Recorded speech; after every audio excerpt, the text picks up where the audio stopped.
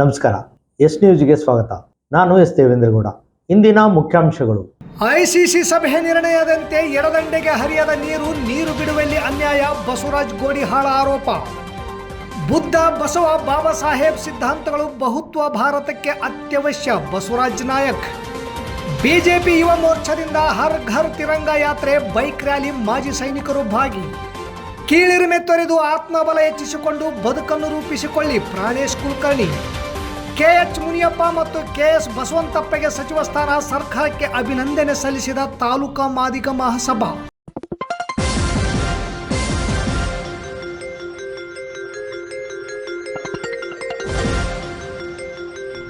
S news, ಇದು ನಿಮ್ಮ ಧ್ವನಿ. ವಾರ್ತೆಗಳ ವಿವರ. ಆಗಸ್ಟ್ 11ರಂದು ಮುನ್ರಾಬಾದ್ನಲ್ಲಿ ಐಸಿಸಿ ಸಭೆ ಮಾಡಿ ನೀರು ಬಿಟ್ಟರು. ಆದರೆ ಎಡದಂಡೆ ನಾಲೆಗೆ ಪ್ರತಿದಿನ 4100 ಕ್ಯೂಸೆಕ್ಸ್ನಂತೆ ಹರಿಸಲು ತೀರ್ಮಾನಿಸಿ ಅದೇ ದಿನ 1050 ಕ್ಯೂಸೆಕ್ಸ್, 12ರಂದು 1350 ಕ್ಯೂಸೆಕ್ಸ್, ಆಗಸ್ಟ್ 13ರಂದು 1000 ಕ್ಯೂಸೆಕ್ಸ್, 14ರಿಂದ 1000 ಕ್ಯೂಸೆಕ್ಸ್ನಂತೆ ನೀರು ಬಿಟ್ಟು ನಮ್ಮ ಎಡದಂಡೆ ನಾಲೆಯ ರೈತರಿಗೆ ಅನ್ಯಾಯ ಮಾಡಿದ್ದಾರೆ ಎಂದು ಕರ್ನಾಟಕ ರಾಜ್ಯ ರೈತ ಸಂಘ ಹಾಗೂ ಹಸಿರು ಸೇನೆಯ ರಾಜ್ಯ ಪ್ರಧಾನ ಕಾರ್ಯದರ್ಶಿ ಬಸವರಾಜ್ ಗೋಡಿಹಾಳ್ ಆರೋಪ ಮಾಡಿದರು. ನಗರದ ಪತ್ರಿಕಾ ಭವನದಲ್ಲಿ ಶುಕ್ರವಾರ ಸುದ್ದಿಗೋಷ್ಠಿ ನಡೆಸಿ ಮಾತನಾಡಿದ ಅವರು, ನೀರು ಬಿಡುವ ಮುಂಚೆ ನಮ್ಮ ತಾಲೂಕಿನ ಜನಪ್ರತಿನಿಧಿಗಳು ಬೀದಿಗಿಳಿದು ಹೋರಾಟ ಮಾಡಿದರು. ಆದರೆ ಕಾಲುವೆಗಳಿಗೆ ನೀರು ಬಿಡುವುದರಲ್ಲಿ ವ್ಯತ್ಯಾಸ ಆಗುತ್ತಿರುವುದನ್ನು ಯಾರೂ ಕೂಡ ಗಮನ ಹರಿಸುತ್ತಿಲ್ಲ. ರಾಜಕಾರಣಿಗಳು ನೀರಿನ ರಾಜಕಾರಣ ಮಾಡುವುದನ್ನು ಬಿಟ್ಟು ರೈತರ ಹಿತ ಕಾಯುವ ರಾಜಕಾರಣ ಮಾಡಿ ಎಡದಂಡೆ ಕಾಲುವೆಗೆ ಅನ್ಯಾಯವಾಗುವುದನ್ನು ತಡೆಯಬೇಕಾಗಿತ್ತು. ಆಗಸ್ಟ್ 14 ಆದರೂ ಕೂಡ ಇನ್ನೂ ತುರುವಿಹಾಳ ಕಾಲುವೆಗೆ ನೀರು ಬಂದಿಲ್ಲ. ಇದರಲ್ಲಿ 500 ಕ್ಯೂಸೆಕ್ ನೀರು ನದಿಗೆ ಬಿಡುತ್ತಿದ್ದಾರೆ. ಐಸಿಸಿ ಸಭೆಯಲ್ಲಿ ನಿರ್ಣಯವಾದಂತೆ 4100 ಕ್ಯೂಸೆಕ್ ನೀರು ಎಡದಂಡೆ ಕಾಲುವೆಗೆ ಪ್ರತಿನಿತ್ಯ ಹರಿಸಬೇಕು. ಅಧಿಕಾರಿಗಳು ನಿರಂತರ ಕಾಲುವೆಗಳ ಮೇಲೆ ಹೋಗಿ ಕೆಲಸ ಮಾಡುವ ಮೂಲಕ ಕೆಳಭಾಗದ ರೈತರಿಗೆ ನೀರನ್ನು ಮುಟ್ಟಿಸುವ ಕೆಲಸ ಮಾಡಬೇಕು. ಕಳೆದ ವರ್ಷ ಕ್ರಸ್ಟ್ ಗೇಟ್ಗಳ ಅಳವಡಿಕೆಯಿಂದಾಗಿ ಎರಡನೇ ಬೆಳೆಗೆ ನೀರಿಲ್ಲದೆ ತುಂಗಭದ್ರಾ ವ್ಯಾಪ್ತಿಯ ರೈತರು ನಷ್ಟ ಅನುಭವಿಸಿದರು. ಪ್ರಸ್ತುತ ಈ ವರ್ಷವೂ ಮುಂಗಾರು ಬಿತ್ತನೆಯಾಗಿ ಮಳೆ ಬಾರದೆ ನಷ್ಟವಾಗಿದ್ದು ಸರ್ಕಾರಕ್ಕೆ ಗೊತ್ತಿದೆ. ಆದರೂ ಬರಗಾಲ ಘೋಷಣೆ ಮಾಡದೆ ರೈತರನ್ನು ಕಡೆಗಣಿಸುತ್ತಿರುವುದು ಸರಿಯಲ್ಲ. ಪ್ರತಿ ಎಕರೆಗೆ 50,000 ಪರಿಹಾರ ಘೋಷಣೆ ಮಾಡಬೇಕು. ಮಾರುಕಟ್ಟೆಯಲ್ಲಿ ಗೊಬ್ಬರ ಮತ್ತು ಬಿತ್ತನೆ ಬೀಜಗಳನ್ನು ಹೆಚ್ಚಿನ ಬೆಲೆಗೆ ಮಾರಾಟ ಮಾಡುತ್ತಿದ್ದು ಇದಕ್ಕೆ ಸಂಬಂಧಿಸಿದ ಇಲಾಖೆಯ ಅಧಿಕಾರಿಗಳು ಕಡಿವಾಣ ಹಾಕಬೇಕು. ಮಹಾರಾಷ್ಟ್ರ ಕಂಪನಿಯ ಹೈಟೆಕ್ ಜೋಳದ ಬೀಜ ಮಾರಾಟ ಮಾಡುವ ಕೆಲವು ಅಂಗಡಿ ಮಾಲೀಕರು ಬಿಲ್ ನೀಡದೆ ಮಾರಾಟ ಮಾಡುತ್ತಿರುವುದು ಗಮನಕ್ಕೆ ಬಂದಿದ್ದು ಇವರ ಮೇಲೆ ಸೂಕ್ತ ಕಾನೂನು ಕ್ರಮ ಜರುಗಿಸಬೇಕು. ರೈತರು ಗೊಬ್ಬರಕ್ಕೆ ಹೆಚ್ಚಿನ ದರ ಕೊಟ್ಟು ಖರೀದಿ ಮಾಡಬಾರದು. ಚೀಲದ ಮೇಲೆ ಇರುವ ಬೆಲೆ ಮಾತ್ರ ಕೊಡಬೇಕು. ಜೊತೆಗೆ ಯಾವುದೇ ಔಷಧಿ, ಕ್ರಿಮಿನಾಶಕ ಅನಾವಶ್ಯಕವಾಗಿ ತೆಗೆದುಕೊಳ್ಳಬೇಡಿ. ಅಂಗಡಿಗಳ ಮಾಲೀಕರು ಹೆಚ್ಚಿನ ದರ ಮತ್ತು ಒತ್ತಡ ಹಾಕಿದರೆ ಅಧಿಕಾರಿಗಳ ಗಮನಕ್ಕೆ ತರತಕ್ಕದ್ದು. ಅವರೇನಾದರೂ ನಿಮ್ಮ ಫೋನ್ ಕರೆಗೆ ಸ್ಪಂದಿಸದಿದ್ದರೆ ನಮ್ಮ ರೈತ ಸಂಘದ ಮುಖಂಡರಿಗೆ ಫೋನ್ ಮಾಡಿ ತಕ್ಷಣ ಕ್ರಮ ಜರುಗಿಸಲು ಅನುಕೂಲವಾಗುತ್ತದೆ ಎಂದು ತಿಳಿಸಿದರು. ಈ ಸಂದರ್ಭದಲ್ಲಿ ತಾಲೂಕು ಅಧ್ಯಕ್ಷ ನಾಗರಾಜ್ ಬಿಂಗಿ, ತಾಲೂಕು ಕಾರ್ಯಾಧ್ಯಕ್ಷ ನಿರ್ಪಾದಪ್ಪ ಅಡ್ಡಿ, ತಾಲೂಕು ಉಪಾಧ್ಯಕ್ಷರಾದ ಯಮನಪ್ಪ ಪಗಡ್ದಿನ್ನಿ, ರಮೇಶ್ ನಾಯಕ್ ಪುಲ್ದಿನ್ನಿ, ತಾಲೂಕು ಪ್ರಧಾನ ಕಾರ್ಯದರ್ಶಿ ಅಯ್ಯಪ್ಪ ಬನ್ನಿಗನೂರು, ನಗರ ಘಟಕದ ಅಧ್ಯಕ್ಷ ರವಿ ಬಸಾಪುರ್ ಇಜೆ, ಉಪಾಧ್ಯಕ್ಷ ಬಸವರಾಜ್ ವಿಶ್ವಕರ್ಮ ಹಾಗೂ ವಿದ್ಯಾರ್ಥಿ ಘಟಕದ ಅಧ್ಯಕ್ಷ ವೀರೇಶ್ ದಿದ್ದಿಗಿ ಸೇರಿದಂತೆ ಅನೇಕ ರೈತ ಸಂಘದ ಮುಖಂಡರಿದ್ದರು. ನ್ಯಾಯ ಬಲಭಾಗಕ್ಕೊಂದು ನ್ಯಾಯ ಆಗ್ತಾ ಇದೆ. ಇದನ್ನ ನಮ್ಮ ರಾಜಕಾರಣಿಗಳು, ಈ ಭಾಗದಲ್ಲಿರ್ತಕ್ಕಂಥ ರಾಜಕಾರಣಿಗಳು, ಎಡದಂಡೆ ಭಾಗದಲ್ಲಿರ್ತಕ್ಕಂಥ ರಾಜಕಾರಣಿಗಳು ನೀರಿನ ರಾಜಕಾರಣ ಮಾಡ್ತಾ ಇದ್ದಾರೆ. ಐಸಿಸಿ ಸಭೆ ಆಗದಕ್ಕಿಂತ ಮುಂಚೆ ಎಲ್ಲರೂ ಬೀದಿಗೆ ಬಂದರು, ಹೋರಾಟ ಮಾಡಿದ್ರು, ನೀರು ಬಿಡಬೇಕು, ಐಸಿಸಿ ಸಭೆ ಕರಿಬೇಕು ಅಂತ ಹೇಳಿ. ಆದ್ರೆ ನೀರು ಬಿಡುವಂತ ಒಂದು ವ್ಯತ್ಯಾಸ ಏನಾಗ್ತಾ ಇದೆ, ಅದರಿಂದ ಯಾರಿಗೂ ಗಮನ ಹರಿಸ್ತಾ ಇಲ್ಲ. ಹಾಗಾಗಿ ನಾನು ವಿನಂತಿ ಏನ್ ಮಾಡ್ತಾ ಇದ್ದೀನಪ್ಪ, ಈ ನಮ್ಮ ಭಾಗದ ಎಲ್ಲ ರಾಜಕಾರಣಿಗಳಿಗೂ, ನೀವು ನೀರಿನ ರಾಜಕಾರಣ ಮಾಡೋದನ್ನ ಬಿಟ್ಟು ರೈತರ ಹಿತ ಕಾಯುವಂತ ರಾಜಕಾರಣ ಮಾಡ್ರಿ ಅಂತೇಳಿ. ಹಾಗಾಗಿ ಎಲ್ಲರೂ ಈಗ ಇರ್ತಕ್ಕಂಥ ಶಾಸಕರು ಇರ್ಬೋದು, ವಿಧಾನ ಪರಿಷತ್ ಸದಸ್ಯರು ಇರ್ಬೋದು, ಅಥವಾ JDS ಮುಖಂಡರು ಇರ್ಬೋದು, ಬಿಜೆಪಿ ಮುಖಂಡರು, ಎಲ್ಲರಿಗೂ ನಾನು ವಿನಂತಿ ಮಾಡೋದಿಷ್ಟೇ, ನೀವು ರಾಜಕಾರಣ ಮಾಡೋದು ಬಿಟ್ಟು ರೈತರ ಹಿತಕ್ಕಾಗಿ ಕೆಲಸವನ್ನ ಮಾಡಿ ಅಂತ ಹೇಳಿ ನಾನು ವಿನಂತಿ ಮಾಡ್ತಾ, ಇಂದಿಗೂ ಮೇಲ್ವರ್ಗದವರಿಗೆ ಮೇಲರಿಮೆ, ಕೆಳವರ್ಗದವರಿಗೆ ಕೀಳರಿಮೆ ಹೋಗಿಲ್ಲ. ಇದು ತೊಲಗಿದಾಗ ಮಾತ್ರ ನಿಜವಾದ ಧರ್ಮದ ಆಚರಣೆಯಾಗುತ್ತದೆ. ಈ ಮಾನವರಿಗೆ ಕರ್ಮ ಸಿದ್ಧಾಂತದಲ್ಲಿ ನಂಬಿಕೆ ಇರಲಿಲ್ಲ. ಹಿಂದಿನ ಜನ್ಮದ ಕರ್ಮ ಇಂದಿನ ಜನ್ಮದಲ್ಲಿ ಕಾಡುತ್ತಿದೆ ಎಂಬ ನಂಬಿಕೆ ಇವರದ್ದಲ್ಲ. ಮಹಾತ್ಮ ಬುದ್ಧನ ಪ್ರಭಾವಕ್ಕೆ ಬ್ರಾಹ್ಮಣ, ಕ್ಷತ್ರಿಯ, ಕ್ಷೌರಿಕ ಹಾಗೂ ವೇಶ್ಯರು ಕೂಡ ಒಳಗಾಗಿ ಬೌದ್ಧರಾಗಿ ಪರಿವರ್ತನೆಯಾದರು. ಹಾಗೆ ಬಸವಣ್ಣನವರ ಕಾಲದಲ್ಲಿಯೂ 106 ತಳ ಸಮುದಾಯದವರು ಮತ್ತು ವೇಶ್ಯರು ಇಷ್ಟಲಿಂಗವನ್ನು ಧರಿಸುವ ಮೂಲಕ ಶ್ರೇಷ್ಠತೆಯನ್ನು ಪಡೆದರು ಎಂದು ಉಪನ್ಯಾಸಕ ಬಸವರಾಜ್ ನಾಯಕ್ ಹೇಳಿದರು. ಸಿಂಧನೂರು ನಗರದ ಕರೇಗೌಡ ಪೊಲೀಸ್ ಪಾಟೀಲ್ ಕುರ್ಕುಂದ ಇವರ ಮನೆಯಲ್ಲಿ ಶ್ರಾವಣ ಮಾಸದ ನಿಮಿತ್ತ ಏರ್ಪಡಿಸಿದ ಮೌಢ್ಯ ಮುಕ್ತ ಬದುಕಿಗಾಗಿ ವಚನ ಶ್ರವಣ ಕಾರ್ಯಕ್ರಮವನ್ನು ಉದ್ದೇಶಿಸಿ ಮಾತನಾಡುತ್ತಾ ಬುದ್ಧ, ಬಸವ, ಅಂಬೇಡ್ಕರ್ ಈ ದೇಶದ ಯುಗ ಪುರುಷರು. ಈ ಮೂವರ ಕಾಲಘಟ್ಟ ಬೇರೆ ಬೇರೆ. ಈ ಮೂರು ಮಹಾನುಭಾವರು ಬೆಳೆದು ಬಂದ ಮಾರ್ಗವೂ ಬೇರೆ ಬೇರೆ. ಆದರೆ ಈ ಮೂವರ ಉದ್ದೇಶ ಒಂದೇ, ಅದು ಶೋಷಣೆ ಮುಕ್ತ ಸಮಾಜದ ನಿರ್ಮಾಣ. ಇಂದಿಗೂ ನಮ್ಮನ್ನು ಜಾತಿ ಎಂಬ ಪೇಡಂಭೂತ ಆವರಿಸಿದೆ. ಕೋಮುವಾದವಿದೆ, ಭಯೋತ್ಪಾದನೆ ಇದೆ, ಇನ್ನೂ ಅನೇಕ ಅಮಲುಗಳಿಗೆ ಮನುಷ್ಯ ಸಂಬಂಧಗಳು ಹಾಳಾಗುತ್ತಿವೆ. ಇಂತಹ ಸಂದರ್ಭದಲ್ಲಿ ಅಹಿಂಸಾವಾದಿ ಬುದ್ಧನ, ಕ್ರಾಂತಿಕಾರಿ ಬಸವನ, ಶೋಷಿತರ ರಕ್ಷಕ ಬಾಬಾ ಸಾಹೇಬರ ಸಿದ್ಧಾಂತಗಳು ಅತ್ಯವಶ್ಯವಾಗಿವೆ. ಭಾರತ ಬಹುತ್ವದಿಂದ ಕೂಡಿದೆ. ಇಲ್ಲಿ ಬಹು ಸಂಸ್ಕೃತಿ, ಬಹುಭಾಷೆ, ವಿವಿಧ ಆಚಾರ ವಿಚಾರಗಳು ಇರುವುದರಿಂದ ಎಲ್ಲರೂ ನಮ್ಮವರೆಂದು ಬದುಕಬೇಕಾಗಿದೆ. ವಿಪರ್ಯಾಸವೇನೆಂದರೆ ನಾವು ಕೇವಲ ವಿಚಾರ ಪ್ರಿಯರಾಗಿದ್ದೇವೆ, ಆದರೆ ಆಚಾರ ಪ್ರಿಯರಾಗಿಲ್ಲ. ಈ ಮಹನೀಯರ ತತ್ವ ಸಿದ್ಧಾಂತಗಳನ್ನು ನಿರರ್ಗಳವಾಗಿ ಮಾತನಾಡುತ್ತೇವೆ, ಸರಿ ಎಂದು ಒಪ್ಪಿಕೊಳ್ಳುತ್ತೇವೆ, ಆದರೆ ಆಚರಣೆಯಲ್ಲಿ ಮಾತ್ರ ಶೂನ್ಯ. ಬಸವಣ್ಣನಲ್ಲಿ ಬುದ್ಧನಿದ್ದಾನೆ, ಅಂಬೇಡ್ಕರ್ ಅವರಲ್ಲಿ ಬುದ್ಧ ಬಸವ ಇಬ್ಬರೂ ಇದ್ದಾರೆ. ನಮ್ಮಲ್ಲಿ ಬುದ್ಧ ಬಸವ ಬಾಬಾ ಸಾಹೇಬ್ ಇವರನ್ನೂ ತುಂಬಿಕೊಳ್ಳಬೇಕಾಗಿದೆ. ಬುದ್ಧ ಜನಸಾಮಾನ್ಯರ ಭಾಷೆಯಾದ ಪಾಳಿಯಲ್ಲಿ ಬೋಧಿಸಿದರೆ, ಬಸವ ತಂದೆ ಸಂಸ್ಕೃತವನ್ನು ಬದಿಗಿಟ್ಟು ಶ್ರೀ ಸಾಮಾನ್ಯನ ಭಾಷೆಯಾದ ಕನ್ನಡದಲ್ಲಿ ವಚನ ರಚನೆ ಮಾಡುವ ಮೂಲಕ ಹೊಸ ಮನ್ವಂತರಕ್ಕೆ ನಾಂದಿ ಹಾಡಿದರು. ಈ ಮೂವರ ದೃಷ್ಟಿಯಲ್ಲಿ ಧರ್ಮವೆಂದರೆ ಎಲ್ಲರೂ ಸಮಾನವಾಗಿ ಬದುಕುವುದು ಹಾಗೂ ಸಮಾಜವನ್ನು ರಿಪೇರಿ ಮಾಡುವುದು ಎಂದರು. ಈ ಕಾರ್ಯಕ್ರಮದ ಸಮ್ಮುಖವನ್ನು ಪರಮಪೂಜ್ಯ ಮಹಾಲಿಂಗ ಮಹಾಸ್ವಾಮಿಗಳು, ಸುವರ್ಣಗಿರಿ ವಿರಕ್ತ ಮಠ ಯದ್ದಲದೊಡ್ಡಿ ಇವರು ವಹಿಸಿದ್ದರು. ವೇದಿಕೆಯಲ್ಲಿ ಶರಣಶ್ರೀ ನಾಗಭೂಷಣ ನವಲಿ, ಮಲ್ಲಿಕಾರ್ಜುನ ವಗನಾಳ್, ನಿರುಪಾದಪ್ಪ ಗುಡಿಹಾಳ್ ವಕೀಲರು, ಗಂಗಮ್ಮ ಪಿ ಕುರ್ಕುಂದ, ಪಿ ರುದ್ರಪ್ಪ, ನೂರಾರು ಶರಣರು ಈ ಕಾರ್ಯಕ್ರಮದಲ್ಲಿ ಭಾಗವಹಿಸಿದ್ದರು. ಪ್ರಧಾನಮಂತ್ರಿ ನರೇಂದ್ರ ಮೋದಿ ಅವರ ಕರೆಯಂತೆ ಹರ್ ಘರ್ ತಿರಂಗಾ ಅಭಿಯಾನದ ಅಂಗವಾಗಿ ಇಂದು ಸಿಂಧನೂರು ನಗರದಲ್ಲಿ ತಾಲೂಕಾ ಬಿಜೆಪಿ ಯುವ ಮೋರ್ಚಾ ವತಿಯಿಂದ ಬೈಕ್ ರ್ಯಾಲಿ ಮಾಡುವ ಮೂಲಕ ನಗರದ ಪ್ರಮುಖ ವೃತ್ತಗಳಲ್ಲಿ ರ್ಯಾಲಿ ನಡೆಸಿ ದೇಶದ ಸ್ವಾತಂತ್ರ್ಯ ಬಿಂಬಿಸುವ ಹರ್ ಘರ್ ತಿರಂಗಾ ಬಾವುಟ ಹಿಡಿದು ಜೈ ಭಾರತ್ ಮಾತಾ ಕೀ ಎಂದು ಘೋಷಣೆ ಕೂಗುತ್ತಾ ಬೈಕ್ ರ್ಯಾಲಿ ನಡೆಸಿದರು. ಯುವ ಮೋರ್ಚಾ ಅಧ್ಯಕ್ಷರಾದ ಮುತ್ತು ಬರ್ಸಿ ಮತ್ತು ನೆಕ್ಕಂಟಿ ವಂಶಕೃಷ್ಣ ಇವರ ಸಹಕಾರದೊಂದಿಗೆ ಮಾಜಿ ನಗರಸಭೆ ಸದಸ್ಯರು ಹಾಗೂ ಬಿಜೆಪಿ ಮುಖಂಡರಾದ ಕೆ ರಾಜಶೇಖರ್ ಅವರ ನೇತೃತ್ವದಲ್ಲಿ ಬೈಕ್ ರ್ಯಾಲಿ ಮೂಲಕ ಹರ್ ಘರ್ ತಿರಂಗಾ ಯಾತ್ರೆ ಕೈಗೊಂಡಿದ್ದರು. ಇದಕ್ಕೂ ಮೊದಲು ಗಾಂಧಿ ವೃತ್ತದಲ್ಲಿ ಮಹಾತ್ಮ ಗಾಂಧಿ ಪ್ರತಿಮೆಗೆ ಮಾಲಾರ್ಪಣೆ ಮಾಡುವ ಮೂಲಕ ಬೈಕ್ ರ್ಯಾಲಿಗೆ PLD ಬ್ಯಾಂಕ್ ಅಧ್ಯಕ್ಷರು ಹಾಗೂ ಬಿಜೆಪಿ ಮುಖಂಡ ಎಂ ದೊಡ್ಡ ಬಸವರಾಜ್ ಚಾಲನೆ ನೀಡಿದರು. ಈ ಸಂದರ್ಭದಲ್ಲಿ ನಗರ ಮಂಡಲ ಅಧ್ಯಕ್ಷರಾದ ಸಿದ್ದರಾಮೇಶ್ ಮನ್ನಾಪುರ್, ಗ್ರಾಮೀಣ ಮಂಡಲ ಅಧ್ಯಕ್ಷ ವೆಂಕೋಬ ನಾಯಕ್ ರಾಮತ್ನಾಳ್, ತಾಲೂಕಿನ ನಿವೃತ್ತ ಮಾಜಿ ಸೈನಿಕರು, ರಾಷ್ಟ್ರಭಕ್ತ ನಾಗರಿಕರು, ಬಿಜೆಪಿ ಪಕ್ಷದ ರಾಜ್ಯ ಪದಾಧಿಕಾರಿಗಳು, ಜಿಲ್ಲಾ ಪದಾಧಿಕಾರಿಗಳು, ಮಹಿಳಾ ಮಂಡಲ ಅಧ್ಯಕ್ಷರು, ಎಲ್ಲ ಮೋರ್ಚಾಗಳ ಅಧ್ಯಕ್ಷರು, ಪದಾಧಿಕಾರಿಗಳು ಭಾಗವಹಿಸಿದ್ದರು. ವಿದ್ಯಾರ್ಥಿ ಯುವಜನರು ನಾವು ಬಡವರು, ಹಿಂದುಳಿದವರು, ದಡ್ಡರು ಇಂತಹ ಯಾವುದೇ ಕೀಳರಿಮೆ ಮನಸ್ಸಿನಲ್ಲಿಟ್ಟುಕೊಳ್ಳದೆ ಆತ್ಮಬಲ ನಂಬಿಕೊಂಡು ದೊಡ್ಡದಾದ ಗುರಿಯೊಂದಿಗೆ ಬದುಕನ್ನು ರೂಪಿಸಿಕೊಳ್ಳುವಂತೆ ರಾಯಚೂರು ಸರ್ಕಾರಿ ಪ್ರಥಮ ದರ್ಜೆ ಕಾಲೇಜಿನ ಅರ್ಥಶಾಸ್ತ್ರ ವಿಭಾಗದ ಮುಖ್ಯಸ್ಥ ಪ್ರಾಣೇಶ್ ಕುಲಕರ್ಣಿ ವಿದ್ಯಾರ್ಥಿಗಳಿಗೆ ಕರೆ ನೀಡಿದರು. ನಗರದ ಸತ್ಯ ಗಾರ್ಡನ್ನಲ್ಲಿ ಅನಿಕೇತನ ಪದವಿ ಪೂರ್ವ ಹಾಗೂ ಪದವಿ ಮಹಾವಿದ್ಯಾಲಯದಿಂದ ಪ್ರಥಮ PUC ಮತ್ತು ಪದವಿ ಪ್ರಥಮ ವರ್ಷದ ವಿದ್ಯಾರ್ಥಿಗಳಿಗೆ ಶುಕ್ರವಾರ ಹಮ್ಮಿಕೊಂಡಿದ್ದ ಸ್ವಾಗತ ಸಂಭ್ರಮ ಹಾಗೂ ಸಾಧಕರಿಗೆ ಸನ್ಮಾನ ಕಾರ್ಯಕ್ರಮದಲ್ಲಿ ಅವರು ಮಾತನಾಡಿದರು. ಮಸ್ಕಿ ಮತ್ತು ನೆರೆಹೊರೆಯ ಪ್ರದೇಶದಲ್ಲಿ ಕ್ರಿಸ್ತಪೂರ್ವದ ಕಾಲದಲ್ಲಿಯೇ ಉಕ್ಕು, ಕಬ್ಬಿಣ ಮತ್ತಿತರ ಲೋಹಗಳನ್ನು ಬಳಸಲಾಗುತ್ತಿತ್ತು.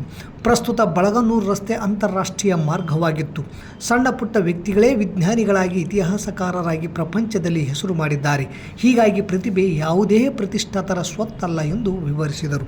DYSP G ಚಂದ್ರಶೇಖರ್ ಮಾತನಾಡಿ, ಸಂಕಷ್ಟದಲ್ಲಿಯೂ ಜೊತೆಗಿರುವ ಗೆಳೆಯರ ಸಾಧನೆಯನ್ನು ತನ್ನ ಸಾಧನೆಯಂತೆ ಸಂತಸ ಪಡುವ, ಸಂಕಟದಲ್ಲಿಯೂ ಜೊತೆಯಲ್ಲಿರುವ, ಸದಾ ಸರಿದಾರಿಗೆ ಕರೆದೊಯ್ಯುವ ಗೆಳೆಯರೊಂದಿಗೆ ಇರಬೇಕು. ಹಣೆ ಬರಹ ಎನ್ನುವುದೇ ಒಂದು ಭ್ರಮೆಯಾಗಿದೆ. ಆದ ಕಾರಣ ಸ್ವಂತ ಸಾಮರ್ಥ್ಯದ ಮೇಲೆ ನಂಬಿಕೆ ಇಟ್ಟು ದೇವರ ಗುಡಿಗಳಿಗೆ ಅಲಿಯದೆ ತಂದೆ ತಾಯಿಯನ್ನೇ ದೇವರೆಂದು ಭಾವಿಸಿ ಶ್ರದ್ಧೆಯಿಂದ ಸಾಧನೆಯಲ್ಲಿ ತೊಡಗಬೇಕು ಎಂದು ಸಲಹೆ ನೀಡಿದರು. ತಹಸೀಲ್ದಾರ್ ಅರುಣ್ ಕುಮಾರ್ ದೇಸಾಯಿ ಮಾತನಾಡಿ, ಕನ್ನಡ ಶಾಲೆಗಳಲ್ಲಿ ಓದಿದವರು ಕನಿಷ್ಠ ಅಲ್ಲ, ಉನ್ನತ ಹುದ್ದೆಗೇರಿದ ವ್ಯಕ್ತಿಗಳಲ್ಲಿ 70% ಜನ ಕನ್ನಡ ಮಾಧ್ಯಮದಲ್ಲಿ ಅಭ್ಯಾಸ ಮಾಡಿದವರೇ ಆಗಿದ್ದಾರೆ ಎಂದು ಅಭಿಪ್ರಾಯಪಟ್ಟರು. PLD ಬ್ಯಾಂಕ್ ಅಧ್ಯಕ್ಷ ಎಂ ದೊಡ್ಡ ಬಸವರಾಜ್, ಶಿಕ್ಷಣ ಮನುಷ್ಯನಲ್ಲಿ ಅರಿವು, ಸ್ವಾಭಿಮಾನ ಮತ್ತು ವಿವೇಚನೆಯನ್ನು ಬಳಸುತ್ತದೆ ಎಂದರು. ಸಂಸ್ಥೆಯ ಖಜಾಂಚಿ ಜ್ಞಾನಪ್ಪ ಕನ್ನಂಪೇಟಿ, ಸಂಸ್ಥೆಯ ಉಪಾಧ್ಯಕ್ಷ ತಿಮ್ಮಣ್ಣ ರಾಮತ್ನಾಳ್ ಮಾತನಾಡಿದರು. DH ಕಂಬಳಿ ಅಧ್ಯಕ್ಷತೆ ವಹಿಸಿದ್ದರು. ಸಂಸ್ಥೆಯ ಕಾರ್ಯದರ್ಶಿ ನಾಗರಾಜ್ ಮುಕುಂದ, ಪತ್ರಕರ್ತರ ಸಂಘದ ಜಿಲ್ಲಾ ಸದಸ್ಯ ಚಂದ್ರಶೇಖರ್ ಹೆರ್ದಿಯಾಳ್, ಮುಖ್ಯ ಶಿಕ್ಷಕರಾದ ಕೆ ತಿರುಪತಿ, ವೆಂಕಟೇಶ್ ಇದ್ದರು. ರೇಷ್ಮಾ ಮತ್ತು ಮಲ್ಲಪ್ಪ ನಿರೂಪಿಸಿದರು. ನಿಮಗೆ ಕೇಳಿ ಆಶ್ಚರ್ಯ ಆಗ್ಬೋದು, ಹಟ್ಟಿಯಲ್ಲಿ ಚಿನ್ನ ತೆಗಿಲಿಕ್ಕೆ ಸ್ಟಾರ್ಟ್ ಮಾಡಿರೋದು ಕ್ರಿಸ್ತ ಶಕ ಪೂರ್ವ 56 BC ನಡೆದರು. ಇಟ್ ಮೀನ್ಸ್ ದಟ್ ನಮ್ಮಲ್ಲಿ ಈಗಿರೋದು ಏನು ಈ ಭಾಗದಾಗಿರೋ ಜನ ಇದ್ರು, they were most intelligent and more brilliant technically and geographically. They knew how to dig gold ಹೆಂಗ್ ಹೊರಗೆ ತೆಗಿಬೇಕಂತ ಗೊತ್ತಿತ್ತು ಅವರಿಗೆ. ಅಂಡ್ ಚಿನ್ನದ ಗಣಿ ಮಾಡ್ತಿದ್ರು ಯಾವಾಗ 56 BC ಒಳಗೆ, 56 BC ಒಳಗೆ. ಅಂಡ್ ಮಸ್ಕಿ ಒಳಗೆ ಗೌರ್ಮೆಂಟ್ ಡಿಗ್ರಿ ಕಾಲೇಜ್ ಅದ, ಅದರಿಂದ ಒಂದು ಸಣ್ಣದೊಂದು ಗುಡ್ಡ ಅದ. ಆ ಗುಡ್ಡದ ಮೇಲೆ ನೀವು ಹೋದ್ರೆ ಅಲ್ಲೊಂದು ಎಂಬ್ಲಮ್ ಅದ, ಒಂದು ಬಂಡೆ ಅದ. ಆ ಬಂಡೆ ಮೇಲೆ 3 ರಾಜ ಮನೆತನಗಳದ್ದು ಚಿಹ್ನೆ ಅದ. 3 ಚಾಳುಕ್ಯಂದದ, ಚೋಳಂದದ ಮತ್ತು ಪಾಂಡ್ಯ ಅಂದ. 3 ಜನರಲ್ಲ. ರಾಜಾದಿ ಚೋಳ ಖಾಲಿ ರಾಜ ಚೋಳ ಇದ್ದ, ಸಿರ್ಫ್ ರಾಜ ಚೋಳ ಇದ್ದ. ರಾಜ ಚೋಳ ಆದವನು ರಾಜಾದಿ ಚೋಳ ಆಗಿರೋದು ಮಸ್ಕಿ ಒಳಗೆ. It was in 1017, 1017 he defeats and he conquers Maski. ಈಗ ನನಗೊಂದು ಸಣ್ಣದ ನಿಮ್ಗೆಲ್ಲರಿಗೂ ಇಷ್ಟೆಲ್ಲ ಹೇಳಬೇಕಾದ್ರೆ ನಿಮ್ಗೊಂದು ಡೌಟ್ ಬರಬೇಕು. ಸರ್, ತಮಿಳ್ನಾಡುಲಿಂದ ಅವ ಮಸ್ಕಿಗೆ ಯಾಕೆ ಬಂದ್ರಿ? ಮಸ್ಕಿಗೆ ಏನದಂತ ಬಂದವ? ಮಸ್ಕಿಗೆ ಏನೂ ಇಲ್ಲ. Why he should come to Maski? ನಾವು this is one question. Second question you can ask, ನೀವು ಇನ್ನೊಂದು ಕೇಳ್ಬೋದು. ಅಲ್ಲಿ ಅಶೋಕನ ಶಿಲಾಶಾಸನ ಅದ, ಅಶೋಕ. ಈಗ ಅಶೋಕನ ಶಿಲಾಶಾಸನ ಅದಂತಂದ್ರೆ ಅಥವಾ ಅಶೋಕ್ ಇದಿತನ ಯಾಕೆ ಬಂದ? Why he should come? ಅಶೋಕಿಗೆ ಅಲ್ಲೇ ಪಾಟ್ಲಿಪುತ್ರದಾಗ ಏನು ಜಾಗ ಇದ್ದಿಲ್ಲ ಆಡಳಿತ ಮಾಡ್ಲಿಕ್ಕೆ, ಇದಿತನ ಯಾಕೆ ಬಂದಾನ?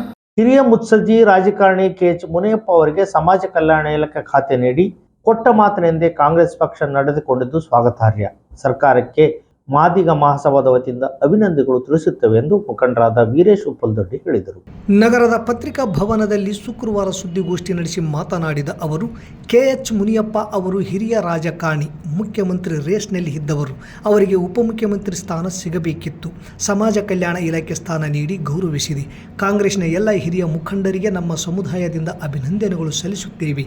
ಜೊತೆಗೆ ಮಾಯಕೊಂಡ ಕ್ಷೇತ್ರದ KS ಬಸವಂತಪ್ಪ ಅವರಿಗೂ ಕೂಡ ಮುಜರಾಯಿ ಮತ್ತು ಮೀನುಗಾರಿಕೆ ಇಲಾಖೆಯ ಖಾತೆ ಕೊಟ್ಟು ನಮ್ಮ ಸಮಾಜಕ್ಕೆ ನ್ಯಾಯ ಒದಗಿಸಿಕೊಟ್ಟಿದ್ದಾರೆ ಎಂದರು. ನಂತರ ಗುರುರಾಜ್ ಮುಕುಂದ ಮಾತನಾಡಿ, RB ತಿಮ್ಮಾಪುರ್ ಅವರನ್ನು ಕೈಬಿಟ್ಟಿದ್ದು ಖಂಡನೀಯ.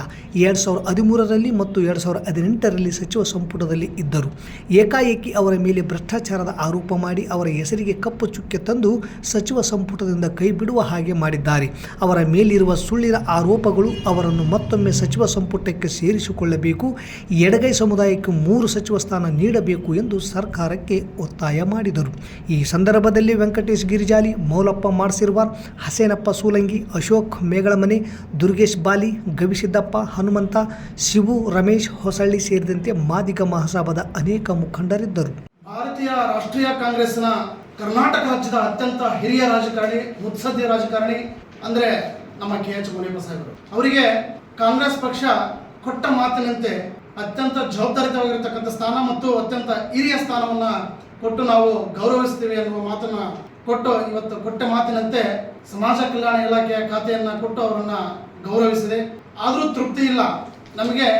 ಇವತ್ತಿನ ಒಂದು ಕಾಲಘಟ್ಟದಲ್ಲಿ ಅವರನ್ನು ಒಬ್ಬ ಮುಖ್ಯಮಂತ್ರಿಗೆ ಎಲಿಜಿಬಲ್ ಇರತಕ್ಕಂಥ ಒಂದು ಕ್ಯಾಂಡಿಡೇಟ್ ನಮ್ಮ KH ಮುನಿಯಪ್ಪ ಸಾಹೇಬರು. ಯಾಕೆಂದರೆ ಅತ್ಯಂತ ಹಿರಿಯ ಒಂದು ನಾಯಕರು, ಮುತ್ಸದ್ದಿ ರಾಜಕಾರಣಿಗಳು. ತಮ್ಮ ಆಡಳಿತ ಅವಧಿಯಲ್ಲಿ ಕೇಂದ್ರದಲ್ಲಿ 7 ಬಾರಿ ಸಂಸದರಾಗಿ ವಿವಿಧ ರೀತಿಯ ಖಾತೆಗಳನ್ನು ನಿರ್ವಹಣೆ ಮಾಡಿ ರಾಜ್ಯದಲ್ಲಿ ಒಂದು ಕಪ್ಪು ಚುಕ್ಕಿ ಇಲ್ಲದಂತೆ ಒಂದು ರಾಜಕಾರಣ ಮಾಡಿರ್ತಕ್ಕಂಥ ರಾಜಕಾರಣಿ ನಮ್ಮ ಸಮುದಾಯದಲ್ಲಿ ಯಾರಾದರೂ ಇದ್ದರೆ ಅದು KH ಮುನಿಯಪ್ಪ ಸರ್ ಅಂತ ಹೇಳಿ ಸಂತೋಷವಾಗಿರ್ತೇನೆ.